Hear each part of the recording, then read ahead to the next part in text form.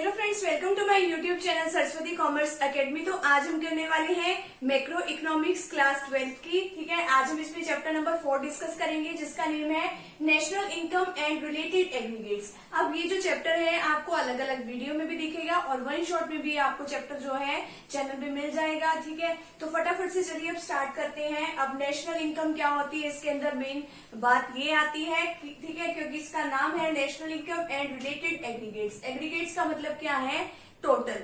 अब देखो, अब एक तो होती है हमारे पास डोमेस्टिक इनकम। ठीक है, डोमेस्टिक इनकम यानी कि अगर जो भी इनकम जो हम अपने ही देश में रह के अर्न करते हैं उसको तो कहते हैं डोमेस्टिक इनकम। ठीक है, अपने ही देश में लोगों ने, ठीक है, जितने भी हमारे देश के लोग हैं उन्होंने अगर अपने ही देश में जो है इनकम अर्न करी है तो उसको क्या कहा जाएगा, डोमेस्टिक इनकम। ठीक है, अब बात आती है अब नेशनल इनकम किसे कहते हैं। अगर मान लो सपोज करो, अगर कोई पर्सन जो है, अगर वो इंडिया, अगर हम इंडिया की बात कर रहे हैं, अगर वो इंडिया के बाहर किसी और कंट्री से भी, ठीक है, कोई उसकी इनकम आ रही है, ठीक है, जिसको हम नेट इनकम फ्रॉम अब्रोड कहते हैं। मान लो कोई जो पर्सन है वो बाहर गया हुआ है, बाहर वाली कंट्री में गया हुआ है, कनाडा गया है, ऑस्ट्रेलिया गया है और अभी तक उसको 12 महीने से ज्यादा नहीं हुए हैं अभी तक, यानी वो दूसरी कंट्री का नॉर्मल रेजिडेंट नहीं बना है, तो वो जो उसकी जो इनकम है वो भी यहीं पे इंक्लूड होती है। ठीक है, तो अगर मान लो किसी पर्सन की अगर बाहर से इनकम आ रही है, बाहर वाली कंट्री से, तो उसको हम नेशनल इनकम कहते हैं। यानी कि नेशनल इनकम में अपने देश में भी इनकम जो आई और जो दूसरे देश से जो इनकम आई वो सारी ही इंक्लूड कर देते हैं। अब इसमें एक डेफिनेशन देखिए क्या दे रखी है इसमें नेशनल इनकम में। National income is a sum total of factor income earned by normal resident of a country during period of an accounting period। यानी कि एक अकाउंटिंग पीरियड में, एक अकाउंटिंग पीरियड जो है वो 1 साल का होता है। नॉर्मली जो ये है वो 1 अप्रैल से स्टार्ट होता है और 31 मार्च को ये खत्म होता है। ठीक है, तो 1 साल के दौरान जो है नॉर्मल रेजिडेंट के द्वारा एक कंट्री के अंदर जितनी भी मतलब टोटल इनकम कमाई गई है उसको हम नेशनल इनकम में इंक्लूड करते हैं। अब ये तो बात आती है डोमेस्टिक और एक होता है नेशनल। अब डोमेस्टिक में तो अपने ही देश में जो इनकम कमाई है वो, अगर हम इसमें, अगर इसको नेशनल इनकम बनाना है तो हम इसमें क्या कर देंगे, net factor income from abroad, यानी कि जो बाहर से जो इनकम आई है उसको हम प्लस कर देंगे तो हमारे पास क्या आ जाएगी, नेशनल इनकम। अब जो है नेशनल इनकम निकालने का क्या फॉर्मूला हुआ, डोमेस्टिक इनकम में अगर हम नेशनल इनकम, अगर हमें नेशनल इनकम निकालनी है, नेशनल इनकम देखो हम निकाल रहे हैं, तो जो ये डोमेस्टिक इनकम है ना हमारी, उसके अंदर अगर हम net factor income from abroad जो है उसको ऐड कर देते हैं तो ये आ जाएगी नेशनल इनकम। अब बात आती है डोमेस्टिक इनकम।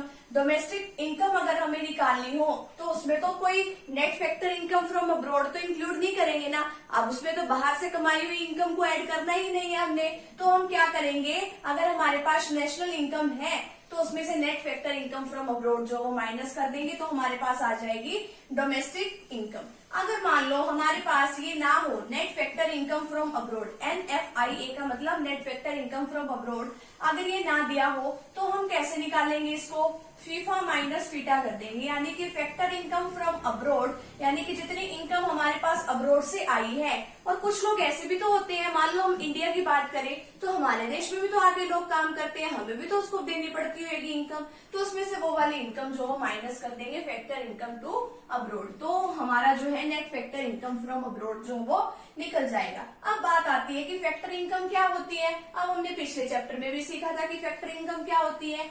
अब देखो, factor income are the payment, अब ये वो पेमेंट होती है। अब पेमेंट कौन करेगा, payment made by the producer, करता कौन है, प्रोड्यूसर। ठीक है, अब प्रोड्यूसर सेक्टर इसको पेमेंट करेगा, किसको पेमेंट करेगा, वो हाउस होल्ड सेक्टर को।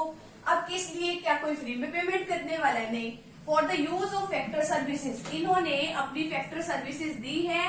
ठीक है, जैसे लैंड, लेबर, कैपिटल, एंटरप्रेन्योर, ये यूज करने के लिए जो है हाउस होल्ड सेक्टर ने ये सर्विसेज जो है अपनी किसको दी है, प्रोड्यूसिंग सेक्टर को, तो उसके बदले में वो पैसे तो देगा ना। तो इसमें फैक्टर इनकम में क्या क्या इंक्लूड है, कंपनसेशन। कंपनसेशन का मतलब है कि काम करने के बदले में, अपनी सर्विसेज देने के बदले में जो कुछ पे किया गया, तो for rendering services as employ. आगे क्या है, रेंट। अब फैक्टर सर्विसेज में तो लैंड, लेबर, कैपिटल, एंटरप्रेन्योर होता है ना, तो अब देखो रेंट जो है, रेंट किसके बदले में दिया उन्होंने, लैंड यूज करने के बदले में। अब कैपिटल के ऊपर इंटरेस्ट दे रहे हैं, क्यों दे रहे हैं, क्योंकि कैपिटल यूज करी गई है। आगे क्या है, प्रॉफिट। अब एंटरप्रेन्योर ने जो अपनी स्किल्स जो है वहां पे लगाई है तो उसके बदले में उसको क्या देंगे, प्रॉफिट देंगे। ठीक है, तो यहाँ पे ये जो है डोमेस्टिक इनकम और जो हमारा जो है नेशनल इनकम, यहाँ पे वाला जो टॉपिक है वो कंप्लीट होता है। नेक्स्ट वीडियो सेशन में अभी हम डोमेस्टिक टेरिटरी के बारे में डिस्कस करेंगे, तो फटाफट से भी आप इतने का स्क्रीनशॉट ले लीजिए।